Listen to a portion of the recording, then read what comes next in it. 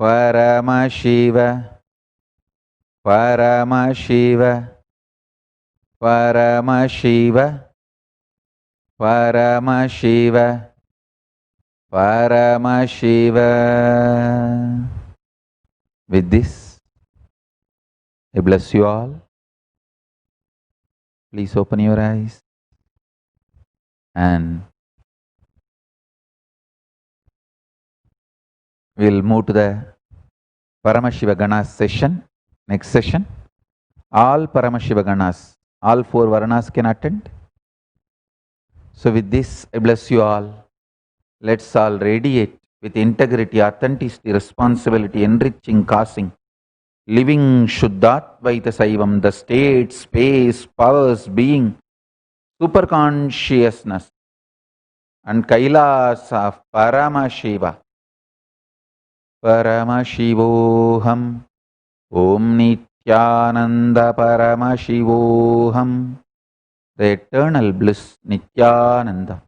Thank you. Be blissful.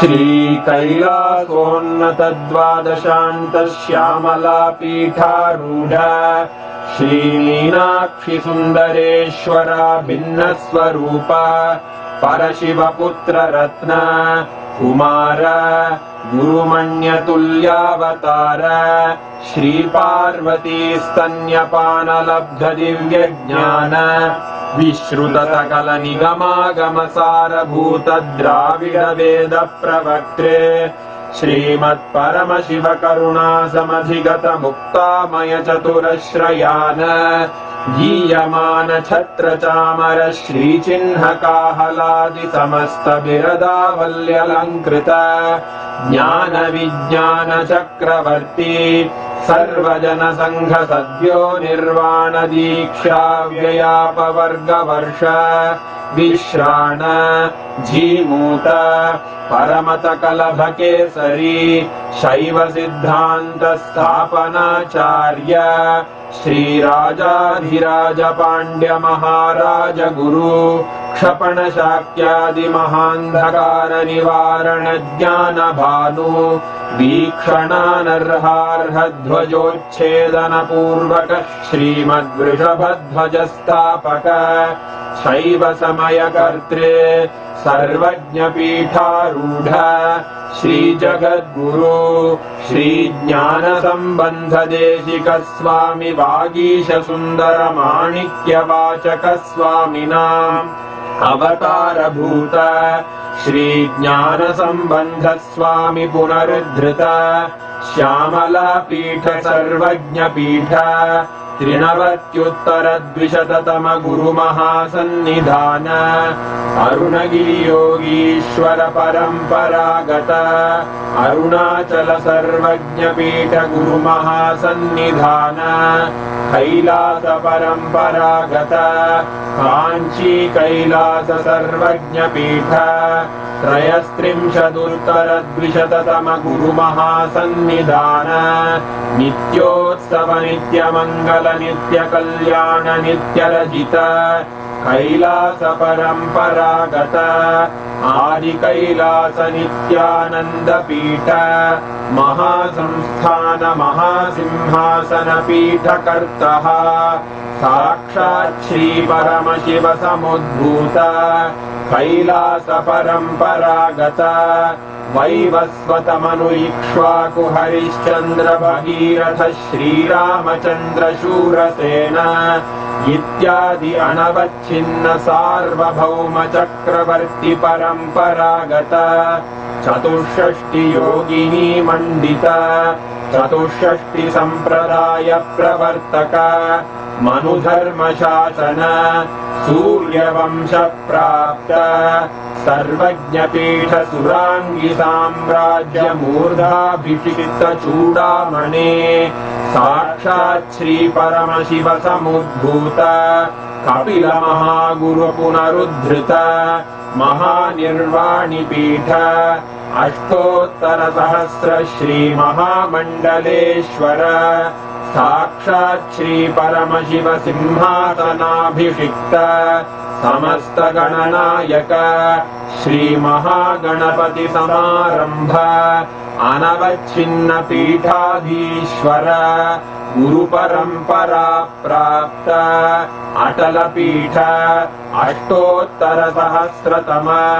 अष्टोत्तर सहस्र श्री अटल पीठाधीश्वर धर्म मुक्ति स्वर्ग पुरस्वर्ण पीठ त्रयोविंश गुरु महासन्निधान कैलास परंपरागत आदिपीठ सर्वज्ञ पीठ जगद्गुरो श्री कैलास पुनरुद्धारक श्री कैलास परमाचार्य श्रीमत् परमहंस परिव्राजकाचार्य वर्य सच्चिदानंद प्रणव स्वरूप श्रोत्रिय ब्रह्मनिष्ठ श्रीमज्जगद्गुरु श्रील श्री भगवत् श्री नित्यानंद परमशिव श्री ज्ञान संबंध देशिक परमाचार्य स्वामिन् अत्रागत्य परिपाल्य च अस्मान् विज्ञान वितरणेन